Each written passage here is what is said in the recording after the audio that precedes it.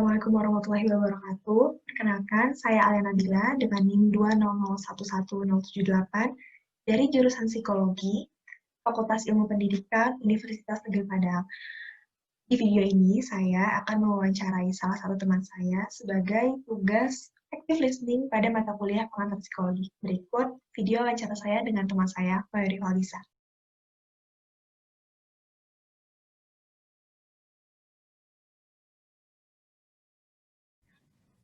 Assalamualaikum Yori. Waalaikumsalam Alin. Yori, apa kabar? Alhamdulillah baik. Alin gimana kabarnya?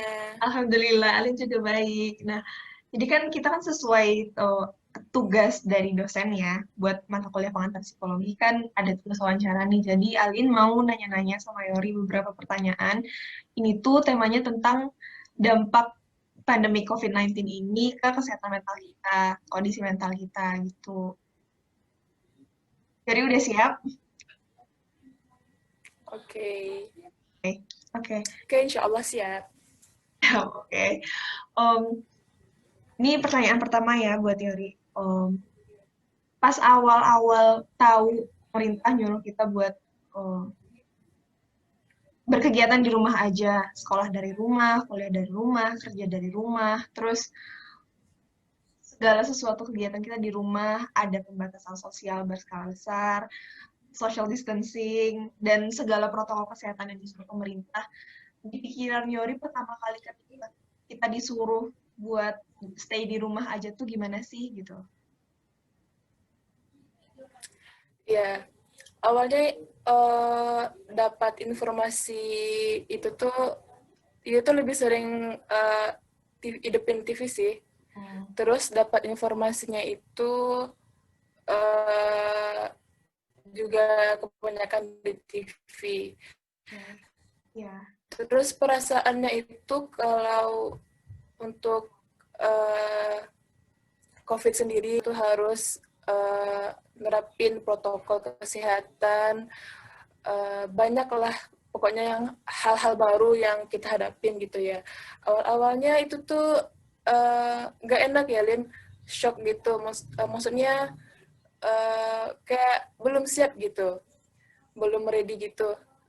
Rasanya kemarin baru kita misalnya sekolah gitu ya, terus udah disuruh sekolahin di rumah gitu. Banyak campur aduk Lin. Oke. Ada Berarti senang, ada susah gitu. susah ya, karena kita sendiri pun nggak pernah ngadepin pandemik yang sebesar ini kan. Apalagi dengan perkembangan kasus di daerah kita, di Indonesia pun makin gede kan sekarang. Ya. Coba ceritain dong gimana sih ketika awal-awal tuh Yori di rumah tuh ngapain aja, atau ada kegiatan apa yang Yori lakuin selama awal-awal ketika awal pandemi itu gimana? Ya, waktu awal-awal pandemi itu sekolah ya, masih sekolah, dan itu tuh kebanyakan kegiatan diri itu untuk persiapan UN sih, banyak untuk persiapan UN. Jadi tahu-tahu pandemi, maksudnya COVID ini masuk ke Indonesia kan, terus kita harus PSBB.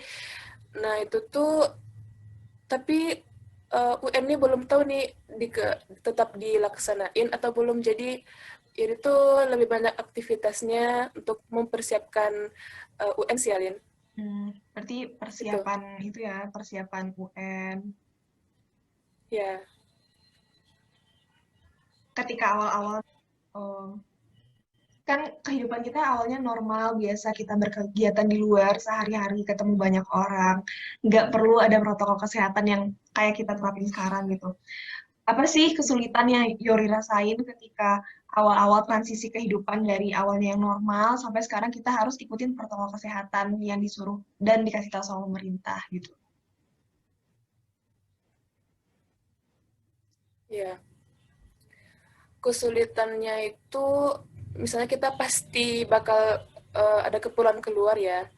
Nah, kadang-kadang yang sulitnya itu ada beberapa orang atau pihak gitu yang masih belum menerapkan protokol kesehatan gitu. Ada Jadi kita gitu ya. tuh mau interaksi pun jadi takut, iya ada kayak khawatir gitu. Benar-benar. Khawatir mereka nih kenapa sih nggak jalanin protokol gitu. Jadi khawatir juga jadinya Lian kebanyakan. Kalau udah ada yang nerapin protokol sih jadinya lebih nyaman kita untuk komunikasi, untuk dapatkan informasi gitu.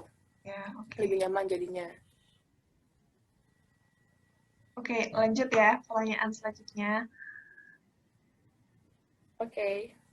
Buat yang selanjutnya ini kan ketika kita transisi kan berarti ada perubahan ya. Apa sih yang perubahan perilaku yang Yori bisa identifikasi dari diri Yori? Misalkan awalnya ketika normal Yori ngelakuin A, B, C, atau misalkan biasanya ada kegiatan apa di luar, terus atau perilaku apa yang biasanya Yori lakuin. Terus sekarang ketika pandemik ini nih, apa sih perilaku yang berbeda dari eh, awal kehidupan normal sama kehidupan di tengah pandemi kayak gini sekarang gitu? Perubahan perilakunya apa aja? Perilaku yang berubah ya, itu tuh lebih untuk ketemu banyak orang ya, Lin. Kalau misalnya kita di sekolah nih, kita bisa bebas, bisa enak bertemu sama teman ya, nggak ada batasan. Maksudnya nggak ada social distancing, Bener, bener, bener, physical bener distancing banget. gitu, physical distancing. Uh, ya, jadi yang paling kerasa itu uh, komunikasinya nggak enak gitu ya, Lin. Cuma Hmm. online aja terus gitu, via online terus. Jadi kayak merasa ada yang hilang gitu dari berkomunikasi gitu. Itu yang paling kerasa, Lin. Kalau misalkan dari apa ya, dari perilaku sehari-hari di rumah gitu, ada nggak sih yang berubah gitu? Hmm. Sehari-hari di rumah uh, lebih banyak untuk bantu-bantu keluarga ya kalau di rumah. Biasanya disibukkan sama aktivitas sekolah karena udah banyak di rumah, jadi lebih sering juga interaksi sama keluarga, bantu-bantu di rumah. Uh, terus ya gitu sih, lebih banyak gitu. Oke, berarti kan kita lebih banyak waktu sama keluarga gitu.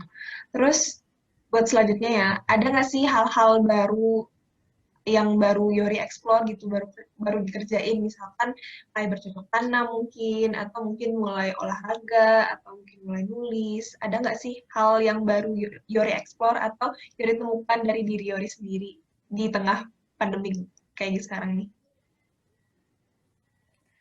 Uh, Kalau di tengah pandemi ini yang Yuri ekspor itu untuk rutin berolahraga sih, Lin. Sama sih, Rutin sama ya. berolahraga. Ya. Iya. Terus bertanam sih ya, bertanam ada juga dikit-dikit gitu. Terus nambahin minat untuk baca buku juga. Berarti menambah Hmm. bahan bacaan baru ya, kayak baca buku baru gitu. Ya, Oke. nambah nambah wawasan gitu, nambah wawasan. Terus ya gali-gali apa sih yang dari diri sendiri tuh yang bisa diekspor gitu. Apa ya gitu sih kan? Berarti lebih apa ya, lebih nambah wawasan baru, lebih lebih mengeksplor diri buat lebih tahu potensi diri gitu ya, buat mengembangkan diri berarti kan ya. Nah, iya, iya bener banget. Oke, terus kan karena kita lebih banyak, karena aku sendiri mungkin di rumah atau waktu sama keluarga, ya pastilah ada ngerasa bosen atau aduh sumpah nih di rumah gitu. Pernah pernah nggak sih kayak ngerasain emosi-emosi Iya, negatif atau misalkan stres karena pandemi ini kita banyak waktunya bener-bener kegiatannya di rumah aja, jarang banget untuk keluar rumah gitu. Ada nggak pernah nggak ngerasain emosi-emosi negatif dan iya, kayak stres gimana gitu? pernah dong, Lin. Pernah. Eh, ya karena kita cuma di rumah aja, kadang aktivitas cuma itu aja yang monoton, eh, nggak jarang juga keluar rumah. Jadi eh, ya Allah capek gitu kan. Kayak tapi kita Bener tuh banget. nggak boleh ngeluh juga gitu. Jadi iya perasaannya gitu eh, nggak enak. Paling kadang dibawa untuk cari hiburan sih. Cari hiburan.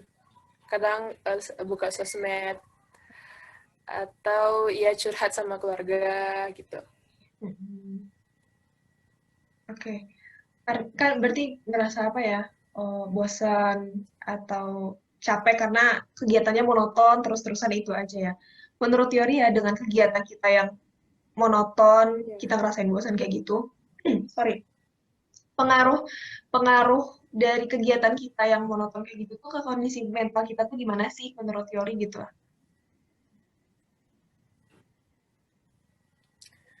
Pengaruhnya ke kondisi mental kita ya. Mungkin kita tuh ya nggak bersemangat. Terus mental kita tuh kayak ya sampai kapan nih kayak gitu terus gitu kan.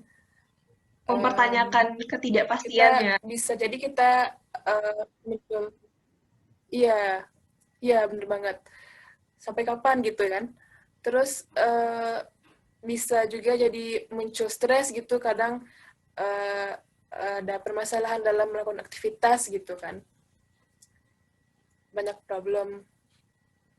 Hmm.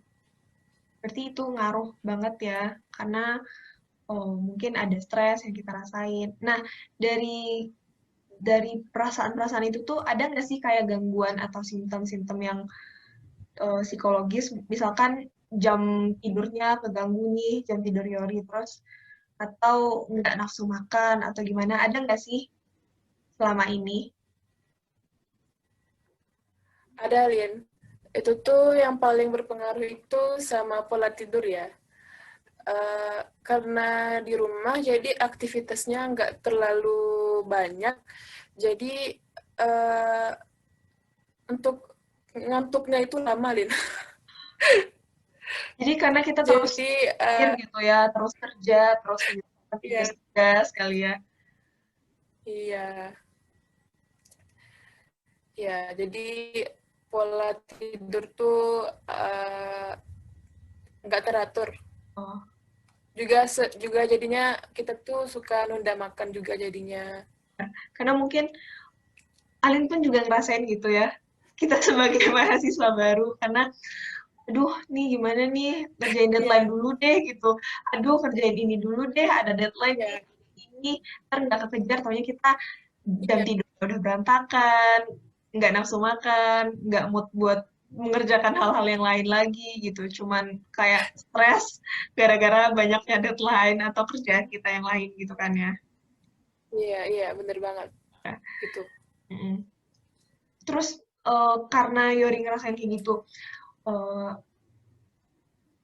mungkin sering lupa makan atau jam tidurnya terganggu karena hal-hal kayak gitu tuh Yori ngerasa nggak itu tuh mempengaruhi mental Yori dan gimana sih yang Yori rasain sekarang apakah mental Yori baik-baik aja apa enggak gitu.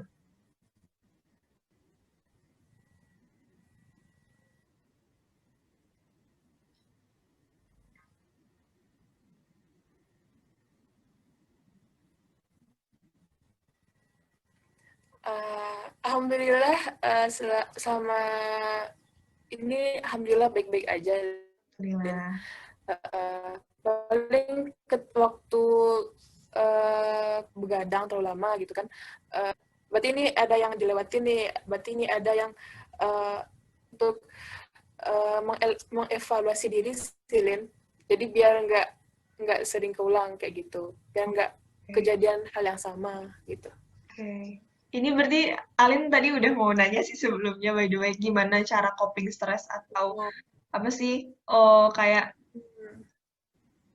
gimana menghadapi stres atau tekanan atau gangguan-gangguan kayak gitu tuh berarti Yori lebih banyak evaluasi diri ya. Misalkan oh, ketika ya. yang kemarin-kemarin Yori stres mungkin atau susah tidur, jam tidurnya keganggu. Jadi ngingetin diri sendiri lagi, evaluasi diri ya buat nggak mengulang eh, pola yang sama, yang pola yang jelek itu ya berarti.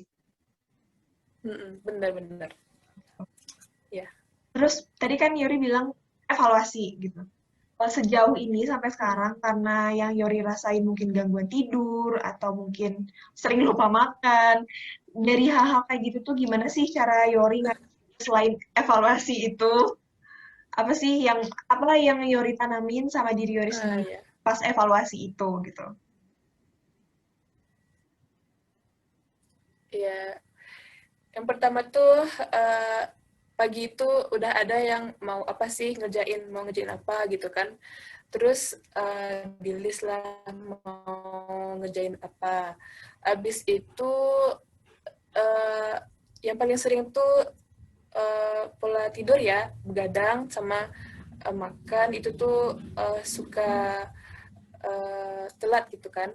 Iya. Jadi waktu itu selain untuk mengingatkan diri sendiri, selain memanage waktu, juga bilang sama keluarga ingetin dong gitu. Hmm. Keluarga pun ingetin ya kalau misalnya uh, maksudnya nggak tepat gitu, Ya. makannya nggak tepat, tidur, ya minta ngingetin orang lain sama Yodi gitu. Oke, berarti ada peran orang lain juga ya ketika pengen apa, mengubah pola-pola yang jelek sebelumnya itu. Nah, terus Ya. buat buat hubungan sama keluarga nih sekarang gitu. Mm-mm. Em, apakah baik-baik aja atau mungkin pernah nggak sih ada kayak cekcok-cekcok kecil karena di rumah aja kan. Jadi kita selalu ya udah ketemu sama orang-orang yang ini terus em, bekerja bekerja atau misalkan tugas atau sekolah dengan orang yang sama, ketemu orang yang sama terus-terusan itu tuh gimana sih hubungannya? Apakah pernah cekcok apa gimana yang selama pandemik ini ya? Gitu. Uh, cekcok kecil ya, itu tuh pasti ada lah, itu Iya pasti ya. ada. Iya, karena kadang ada yang hal yang mendesak, ini mendesak juga, jadi pusing jadinya gitu kan. Pasti ada itu. Berarti lebih ke itu ya, mungkin kita punya tuntutan lain, misalkan ngerjain tugas sekolah atau tugas kuliah, terus mungkin orang tua tiba-tiba nyuruh ini, atau saudara minta ini, itu segala macam. Berarti karena perbedaan tuntutan yang mana nih yang harus kita selesaiin duluan gitu kan ya. Iya, iya. Oke, oke. Terus selama pandemi ini, Yori ngerasa nggak sih ada hal-hal positif yang Yori dapetin gitu dari pandemik ini? Oh, ternyata ketika pandemik ini aku menemukan hal baru nih di diri aku. Wah, ternyata aku bisa begini atau eh, aku menemukan hal positif baru dalam diri aku atau dalam kehidupan aku ketika pandemi ini. Ada nggak sih gitu? Eh, Lebih untuk eh, waktu nyikapin adanya pandemi ini ya, itu mendidik kita untuk bersabar sama bersyukur, lebih bersabar dan lebih bersyukur gitu, Lin. Karena banyak orang di sana yang mungkin nggak bisa pulang karena pandemi, sementara kita di sini alhamdulillah bisa ngumpul sama keluarga gitu. Lebih banyak ke gitu sih. Oke, oke. Mm-mm. Terus menurut Yori ini tuh waktu yang tepat nggak sih buat kita introspeksi diri atau misalkan lebih kenal sama diri sendiri, ya nggak sih? Benar nggak sih? Iya, iya itu penting banget untuk kita kenalin diri sendiri, untuk lebih mencintai diri sendiri gitu, lebih tahu kita tuh gimana sih gitu. Iya, iya, benar-benar. Terus ini, kalau yang part mencintai diri sendiri nih, apa sih hal-hal yang self love yang Yori kerjain selama pandemik ini yang mungkin mungkin dulu ketika sebelum pandemi kita nggak pernah kerjain, terus karena ini kita udah kenal sama diri sendiri, udah tahu sama diri sendiri, terus aku ngerjain ini deh buat lebih care sama diri aku, buat lebih sayang sama diri aku, lebih peduli gitu. Apa sih yang Yori kerjain gitu? Self care dan self love-nya gitu. Hmm. Uh, Yaudah tuh kalau misalnya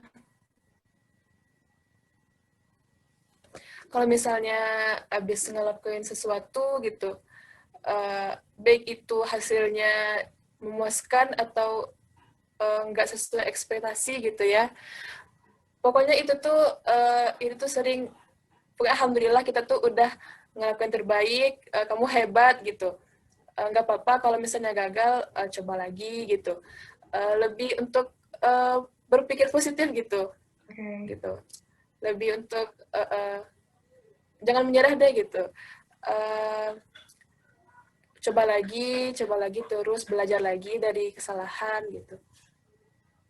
Berarti lebih ke mengapresiasi diri ya ketika kita udah ngerjain sesuatu atau berusaha untuk dapetin sesuatu, tapi mungkin kadang hasilnya maksimal, kadang enggak. Ya namanya kita, usaha kita, oh, hasilnya kan kita nggak bisa memprediksi gimana kan ya. Berarti lebih mengapresiasi dengan apapun hasilnya, kita udah berusaha semaksimal diri kita, semampu kita buat mm, mau apa ya, mendapatkan hasil terbaik gitu kan ya. Hmm. Oke, terus menurut Yori nih, em, dengan pandemi ini, dampak positifnya ke kesehatan mental kita tuh sendiri ada nggak sih gitu, menurut Yori? Oh, ada dong, ada. Ada. Nah, Coba kalau menurut diceritain. Yori ya, ada. Kalau menurut Yori uh, dampak positifnya untuk kita ya, Lin. Ya, buat diri kita, buat kesehatan mental kita gitu. Hmm. Uh, dampak positifnya kalau bagi Yori sendiri itu tuh kita dapat berkumpul dengan keluarga, dapat berbagi cerita. Nah itu tuh jadi support system gitu, kayak dukungan itu jadi bertambah gitu, kayak lebih dekat lagi, lebih mengenal lagi satu sama lain gitu. Mm-mm. Berarti dengan quality time sama keluarga gitu ya, yang Ya, awalnya mungkin kita nggak menghabiskan waktu sebanyak itu sama keluarga, sekarang jadinya lebih banyak waktu sama keluarga tuh, walaupun ada yang bikin kita mungkin capek, tiba-tiba disuruh ini, disuruh itu dengan kita yang punya tuntutan perkuliahan ini. Tapi kita juga dapat support system karena oh ada nih keluarga aku yang di sini bareng aku gitu kan ya. ya bener banget. Oke. Terus menurut Yori nih, oh, kan itu buat dampak positif buat diri Yori sendiri. Yang Yori lihat sekarang, kalau misalkan dari kondisi terakhir ya, yang sampai saat ini, menurut Yori, dampak positif dari pandemi ini ke kesehatan mental masyarakat Indonesia itu gimana menurut Yori? Dari yang Yori lihat, mungkin lihat berita di media atau isu-isu ya di media lah gitu, yang Yori lihat atau di masyarakat Ya. di sekitar Yori gitu. Kalau lihat di media sih lebih banyak ke dampak negatif ya, Lin. Lebih banyak ke dampak negatif sih. Soalnya kayak banyak berita tentang angka perceraian lebih tinggi, tambah tinggi gitu. Atau kadang orang tua menghadapi anak selama kuliah online, belajar di rumah itu tuh kadang stres juga gitu. Yuri lihatnya kalau di media tuh lebih banyak dampak negatif sih, Lin. Oke, berarti jarang ya kita menemukan dampak positifnya gitu. Iya. Ada sih yang Ada bisa sih kalau kita lihat dampak kan ya. positifnya tuh. Kalau yang Yori lihat sendiri gimana? Dampak positifnya apa? Iya, kalau dampak positifnya itu di masyarakat ya. Kalau untuk orang tua yang ingin ingin untuk bekerja di rumah gitu, jadi uh, mereka tuh lebih senang dapat bisa kerja di rumah gitu. Untuk orang-orang yang dapat bisa bekerja di rumah itu lebih senang. Itu sih positif yang setahu Yodi yang ditahu ya. Mungkin kalau yang dari yang Yori jawab pun tadi dan yang Alin lihat dari lingkungan sekitar Alin ya, dampak positifnya tuh ketika pandemi walaupun kita sering jauh-jauhan, mungkin kita bisa komunikasi dengan teman-teman lama walaupun kita mesti komunikasi virtual, contohnya kayak gini, ya kan? Terus Iya, juga iya, iya. Iya, iya, iya. um, banyak orang yang bisa mengeksplor dirinya lebih baik juga gitu kan. Banyak yang uh, atau mungkin yang awalnya dulu nggak kerja tiba-tiba bisnis apa sekarang contohnya orang yang jualan masker gitu kan yang lebih Wah, banyak yang kalian lihat orang lebih banyak buat self care sih mulai karena lebih banyak waktu di rumah lebih banyak waktu buat diri sendiri apalagi ya terus lebih banyak kenal diri sendiri waktu sama diri sendiri terus jadi lebih apa ya lebih mengenal lebih care sama diri sendiri lebih peduli lebih banyak mengeksplor diri itu kan ya berarti ya. Oke, terus menurut Yori, nih, apa sih tips yang bisa Yori kasih buat teman-teman lain atau orang-orang di luar sana yang mungkin nggak hadapin stres atau di luar sana mungkin punya ketakutan atau keraguan di masa pandemik sekarang ini buat istilahnya membuat mental mereka tuh lebih baik. Apa sih tips-tipsnya yang bisa Yori kasih gitu menurut Yori ya? ya, kalau tipsnya pertama kita tuh harus pokoknya menerima keadaan yang kita semua alami saat ini gitu. Mulai terima kita berdamai dengan keadaan tersebut, terus kita syukuri, kita lakukan yang kita bisa. Uh, Pokoknya kita lakukan terbaik, terus beri apresiasi pada diri sendiri, baik pada diri sendiri maupun pada orang lain, dan yang paling penting itu kita tingkatin ibadah, lebih semakin mendekat ke Allah sih. Oke, oke. Berarti ini banyak banget sih Kak jawaban-jawaban positif yang Alin dapat dari Yori. Selain itu juga berbagi cerita, bertukar pikiran sama Yori tentang gimana sih kondisi mental kita selama pandemik ini. Oke Yori, makasih banyak udah mau Alin tanya-tanya ya. Ya, Thank you Yori. ya, Lin, sama-sama. Assalamualaikum. Salam, sampai jumpa. Bye.